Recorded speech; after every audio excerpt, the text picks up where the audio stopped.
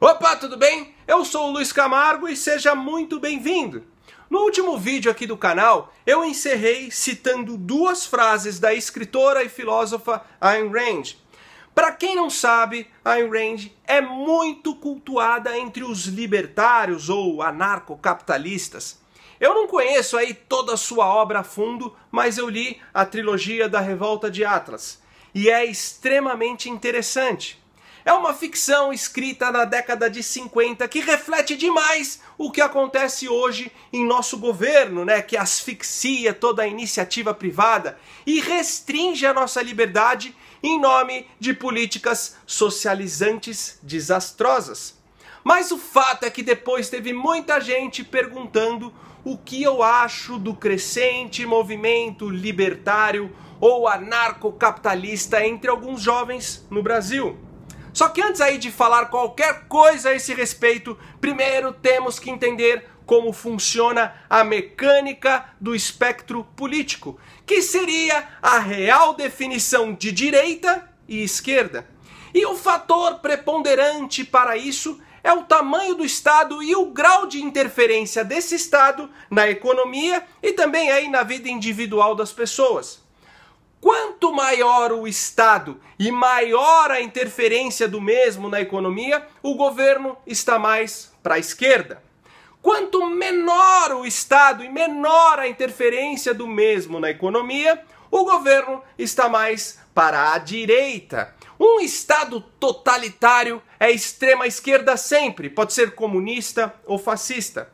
Já a extrema-direita nunca existiu, é só um conceito usado de forma totalmente equivocada quando apontado para regimes tirânicos e totalitários, como o nazismo, por exemplo.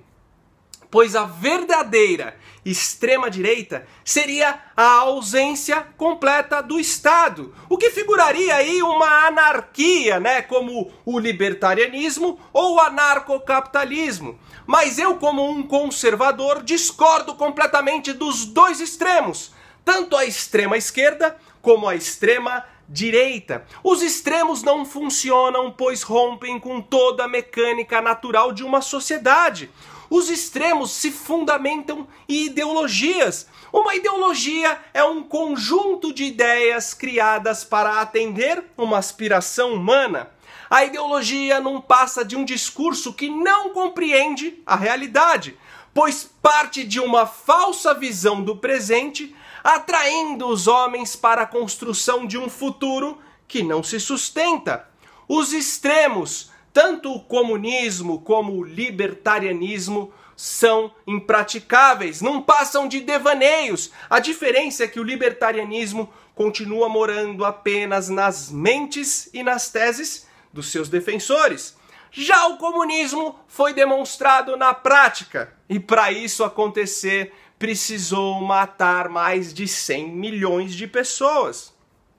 Confesso que eu acho o anarcocapitalismo fascinante na teoria, e eu, como conservador, entendo que algumas considerações desse sistema devem ser levadas para o âmbito econômico.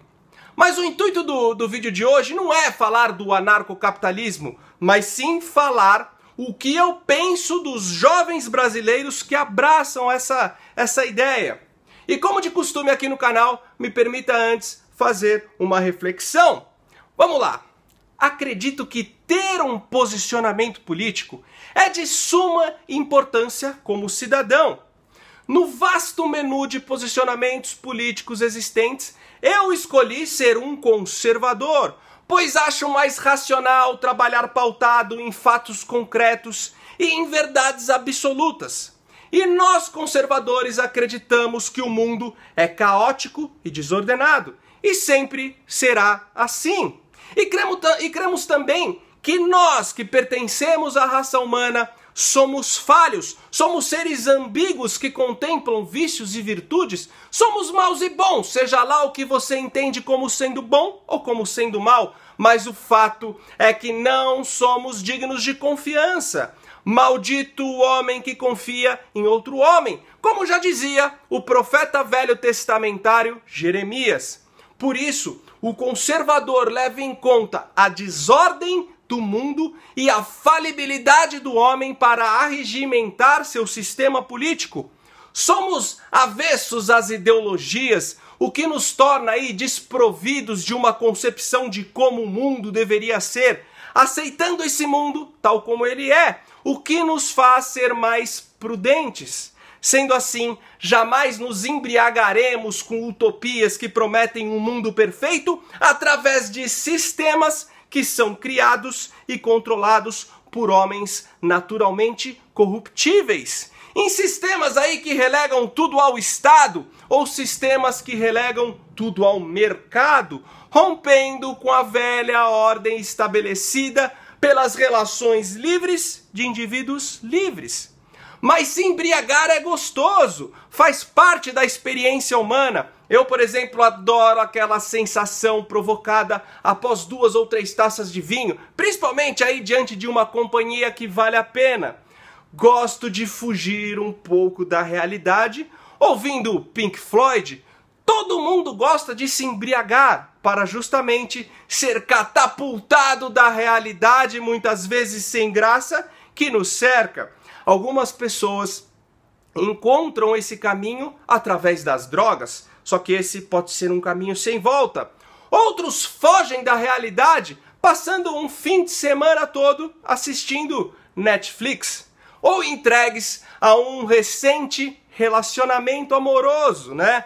Visto que o corpo contaminado pelas químicas da paixão, como oxitocina, dopamina, serotonina, entre outras substâncias que são liberadas de forma natural em nosso organismo, literalmente nos embriagam, nos transportando para uma dimensão onde o mundo é doce, colorido e cheio de sentido. Não tem nada mais embriagante que uma viagem de férias, onde você possa, por alguns dias, ficar livre das pesadas responsabilidades do seu cotidiano. O fato é que rejeitar a embriaguez para mergulhar no mar cinzento da realidade é necessário um alto grau de sensatez. É necessário ter a consciência firme no fato de que o homem não possui asas. Por isso, deve permanecer com os pés no chão. Em vista disso, para ser um conservador, é indispensável ter maturidade e um acentuado senso de realidade. Só que maturidade e senso de realidade é algo que não está presente em muitos jovens. Eles querem se embriagar, querem se apaixonar por ideologias que os tirem da realidade chata de suas vidas comuns. Por isso, muitos jovens se engajam nas utopias políticas. Eles se deixam levar pela envolvente visão de um futuro hipotético e intangível, ao invés de, como os conservadores, usar os critérios que já foram testados e comprovados na vastidão da nossa história pregressa. Para o aspirante militante, se posicionar nessas ideologias políticas concede de cara um objetivo para suas vidas, visto que todos nós estamos nesse mundo sedentos por um propósito que nos ocupe o tempo. Mas mais do que isso, empresta para o jovem uma imagem mais descolada, contribuindo para que ele tenha mais notoriedade entre outros jovens, e o que atrai até alguns seguidores. E tudo isso é muito gostoso. O problema é que não tem nada mais retrógrado, brega e cafona que a grande maioria dos jovens brasileiros que são engajados na política. Veja bem, os jovens aqui flertam com o socialismo, que nada mais é que um Estado que se agiganta através da diminuição da sua individualidade. Um Estado que priva liberdades, que cobra altos tributos, que cria aí regulamentações paralisantes, que estrangula qualquer iniciativa empreendedora. Um Estado que não nos beneficia aí segundo a nossa capacidade produtiva, e sim segundo o nosso grau de vitimização. Um Estado que apenas cria um ambiente letárgico, tudo em nome de uma justiça social mentirosa e de uma igualdade nivelada pela mendicância. Já os jovens dos países do leste europeu principalmente os que sofreram influência do comunismo da antiga União Soviética, como a Romênia, por exemplo, acham hilário o fato de que os jovens no Brasil ainda levam Karl Marx a sério, que aqui se leva a sério o socialismo. Eles acham engraçado que no Brasil consideram partidos de esquerda como o PT e o PSOL algo digno de relevância. Os jovens desses países também se embriagam em ideologias políticas utópicas para fugirem aí de suas realidades sem graça. Eles também querem adquirir aquela personalidade descolada e aquela vida cheia de propósitos, né, que concede certo destaque entre outros jovens. Mas ao contrário dos jovens brasileiros, eles anelam pela aniquilação completa do governo. Eles se embriagam no ideal libertário. Eles assumem essa posição pelo simples fato de que querem se ver livres de tanta burocracia para ganhar dinheiro. Não querem ser vistos, né, como vítimas, querem ser reconhecidos pelos seus próprios méritos, aspiram conquistar o seu lugar ao sol através dos seus esforços pessoais. Para eles, é bem mais sedutora a ideia de tudo ficar entregue ao mercado e às capacidades individuais de cada um, sem ter um Estado enchendo o saco e administrando suas vidas e seu dinheiro de forma duvidosa. Até porque esses países já sofreram muito com o passado comunista.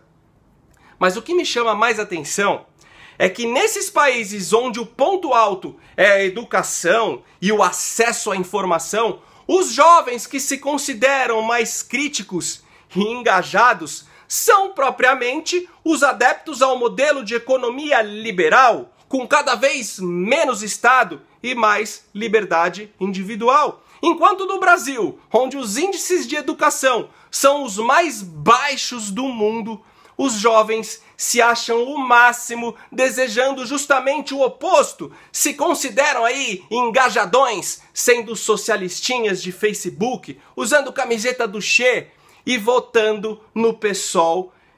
O que fica claro que o problema do anacronismo dos jovens brasileiros é pura e simplesmente a falta de informação, a total alienação da realidade. Agora, respondendo à pergunta, o que eu acho aí da crescente onda de jovens brasileiros que estão se tornando libertários ou anarcocapitalistas?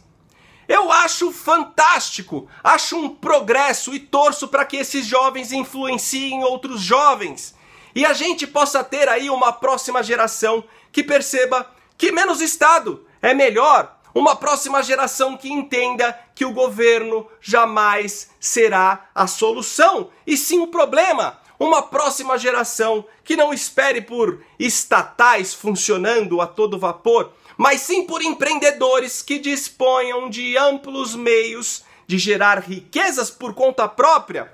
Uma próxima geração que nas escolas conheçam Marx, mas depois aprendam que Mises suplantou Marx. Uma próxima geração que saiba que o dinheiro dos impostos dificilmente será usado de forma eficiente, pois foi tomado e não conquistado. Aí você pode me perguntar, mas Luiz, nesse contexto, como ficam os nossos valores? Sim, eu me preocupo com a questão moral, me preocupo com a nossa sociedade aí divorciada dos valores judaicos cristãos que nos mantiveram firmes até aqui, e é por isso que escolhi ser um conservador. Mas você concorda comigo que nós conservadores, ou seja, nós, as pessoas que vivem com os pés no chão, que não se embriagam com utopias, as pessoas que são sóbrias em face da realidade, você concorda que pessoas assim jamais deixarão de existir para preservar os valores que sustentam nossa civilização? Só acho que seria infinitamente melhor que o nosso cenário político, no nosso cenário político, o comunismo fosse eliminado e fosse visto exatamente como hoje vemos o governo dos faraós no Egito Antigo. E seria infinitamente melhor que a nossa democracia fosse reconhecida pela alternância de poder entre conservadores e liberais, como era no tempo áureo do Império de Dom Pedro II. Confesso que eu não me preocupo com o libertarianismo ou com o anarcocapitalismo em si. Não passa aí de uma ideia inofensiva, naturalmente impraticável, pois não existem meios para sair do universo hipotético e se estabelecer no mundo real. O convívio entre os seres humanos, de uma forma ou de outra, sempre implicará a existência de autoridades. Sempre implicará a existência de um governo. Apenas devemos lutar para que esse governo seja cada vez menos perceptível. E não podemos esquecer jamais que o Estado existe para servir o indivíduo e não o contrário. O lugar certo do Estado é abaixo das pessoas e não acima delas. Curte o vídeo, se inscreve no canal, compartilha nas redes. Valeu!